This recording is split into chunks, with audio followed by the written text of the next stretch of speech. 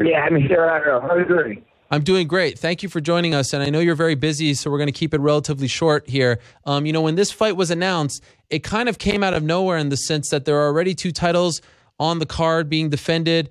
It didn't seem like they usually want to go for the third. I mean, historically, they don't want to do that. Were you surprised when they came to you and said, we want you to fight on this card that already has 2 title fights on it already? Yes, I was. Like you said, there was already 2 title fights, and they asked before about end of August, so said, okay, we're gonna fight end of August. Then there was this fight with Conor and Mayweather, so they canceled this event, and they had us to fight the end of July.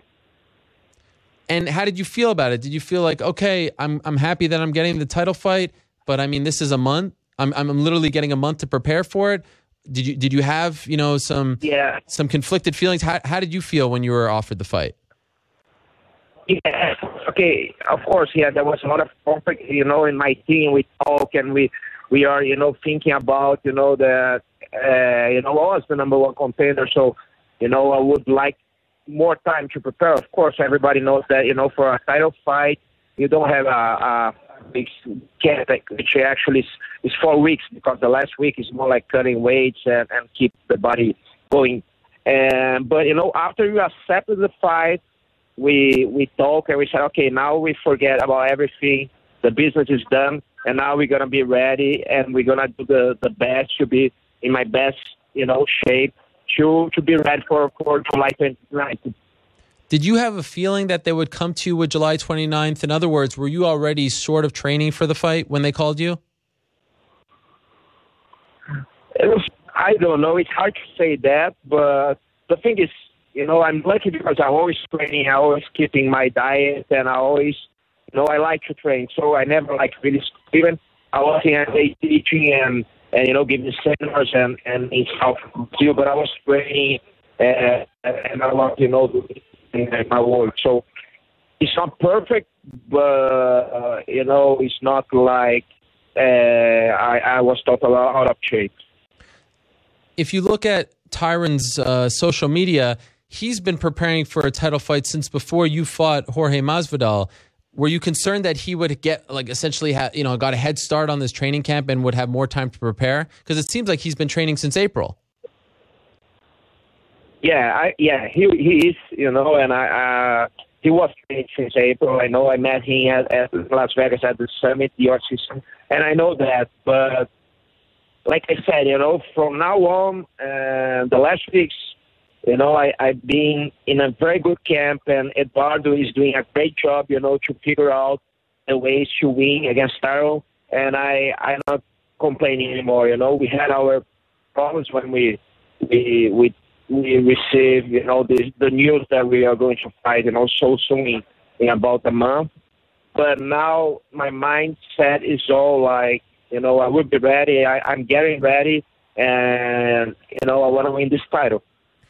So you have been so dominant as of late, but there have been people, including Tyron, who have said this is the perfect matchup for Tyron because you're so good at getting your opponents down and then submitting them. Also, there have been times where you have not even had to land a punch, but he is such a good wrestler and has been thriving on the feet. Do you agree that this isn't the of all the opponents that you face as of late, Condit, Masvidal, etc., he may be the toughest because of just, the style that he has, great wrestler who also can strike very well?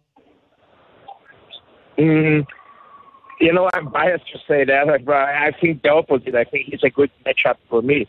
I think he's a great wrestler, but I think his strongest point is his heavy hands, and lately that's what he's been doing. So I think he's a great wrestler, but now he's more a striker than a wrestler.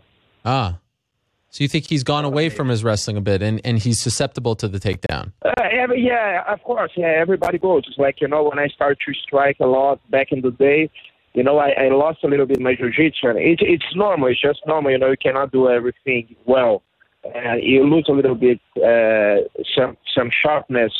But, of course, he's still very good, and he's still with a very good foundation on his wrestling. But I think, I will be able to impose my game. Was there a moment in your career where you thought to yourself, I'm relying too much or I'm trying to be too much of a striker and I have to go back to my bread and butter, which is the jiu-jitsu? Do you remember that? Yeah, I remember when, the point was when we dropped to 1/7 that actually Eduardo brought the training back to more grappling, stuff, and we put a lot of wrestling also and much more jiu-jitsu.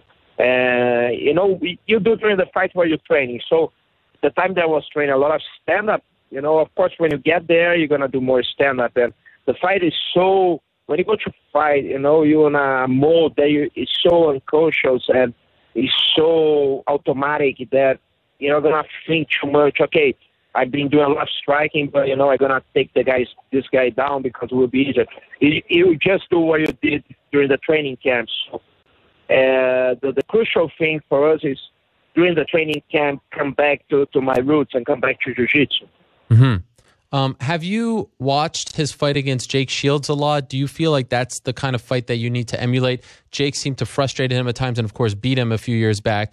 And he has maybe improved since then. But since your style is much like Jake, is that the kind of fight that you're going to try to emulate? No, it's not. I know Jake. Yeah, I watched the fight and I saw how Jake did. I have a different style than Jake, but that's, of course, I saw some things, I got some things in that fight that I can use, but I think Jake and we have different styles, and plus, Jake, it's a guy who always, makes, he looks that he's not so tough, but, everybody who goes to fight him, he's able to put in his style and mess it with the guy's head and winning a lot of fights, so I think I can use some stuff from that fight, but it's not exactly the same style. So you're now 39. You're turning 40 in November. In your mind, do you kind of feel like? Do you feel like okay? It was quite the journey to get back to the second title fight after UFC 112. This is my last shot. I have to win this fight because there's a probable chance that I won't get another crack at the belt for the rest of my career. Is that what you're thinking going into this? No, actually, I don't. The things that I learned with the time and my age now is you don't put this kind of pressure because this is really unreal pressure. It's like it doesn't matter, if it's the last chance or not. This doesn't mean nothing in my life. It's just, it's just another fight. I could fight Tyron a couple years ago, and I'm fighting now Tyron for the title. So my mindset is just another fight. I just need to go there and win against a pretty tough opponent. If I put this mindset like this is my last chance, I gotta win, will be, a pressure that can put me off the track. Okay, fair enough. I like that. Last thing for you, Demian. What's the biggest difference between this Demian Maia, who's preparing for a title fight, as opposed to the one who was preparing for Anderson Silva back in 2010? Other than the fact that you're older, more mature, you're evolved, do you sense a difference in the way you're preparing mentally for your title fight?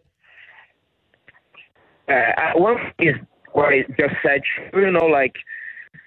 about the awareness and be conscious that this is just another fight, and I cannot think this as the biggest fight of my life because that's just